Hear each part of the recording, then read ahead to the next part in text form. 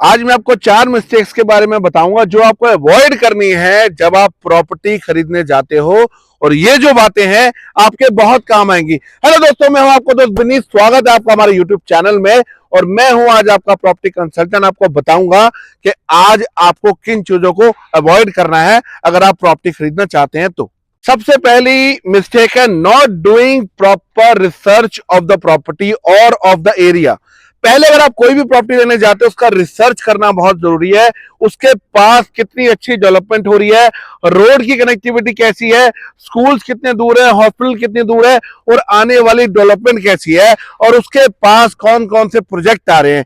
क्योंकि यही जो मेन चीजें हैं आपकी प्रॉपर्टी की ग्रोथ के अंदर काम करेगी। अगर आपके घर के पास बच्चों के ट्यूशन नहीं होंगे, स्कूल्स नहीं होंगे, रोड कनेक्टिविटी अच्छी नहीं होगी, आने जाने के लिए कम्यूट करने के लिए फैसिलिटीज नहीं होंगे, तो उस प्रॉपर्टी के रेट्स आप कभी भी इंक्रीज होते हुए नहीं देखोगे। दूसरी सबसे बड़ी मिस्टेक है hidden cost of the property.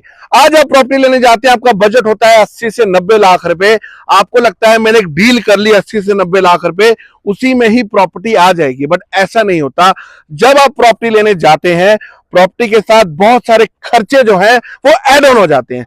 सबसे बड़ा एक्सपेंस होता है आपका स्टैंप ड्यूटी का, उसके बाद होती है आपकी रजिस्ट्रेशन।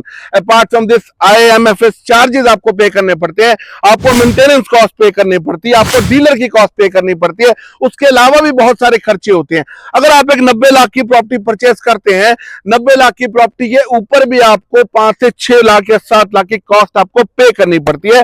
तो इन सब चीजों का ध्यान देना बहुत जरूरी है। जो सबसे बड़ी प्रॉब्लम आती है not inspecting the property properly. मतलब इसका यह है कि अगर आप जो प्रॉपर्टी परचेस कर रहे हैं, प्रॉपर्टी के पास आपको यह देखना है कि उसमें पानी की क्या सुविधा है, इलेक्ट्रिसिटी की क्या सुविधा है।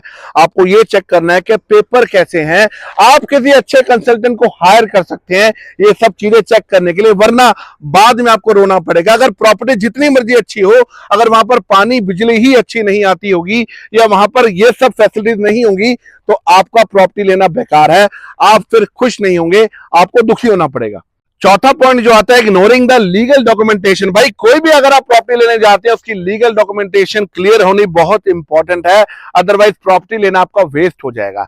सबसे पहले आप जो प्रॉपर्टी लेने जाते हैं, टोकन देने जाते हैं, तो उसके डॉक्यूमेंटेशन जरूर चेक करिए। या आप कोई फ्रेश में लेने जा रहे हैं या आप रीसेल की प्रॉपर्टी लेने जाते हैं, उसका रेरा जरूर चेक करिए, उसका OC जरूर चेक करिए।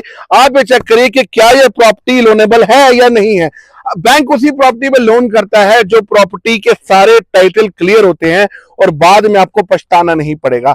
ये थे 4 पॉइंट्स। अगर आप प्रॉपर्टी लेना चाहते हैं तो एक अच्छे कंसल्टेंट की हेल्प लेना बहुत जरूरी है।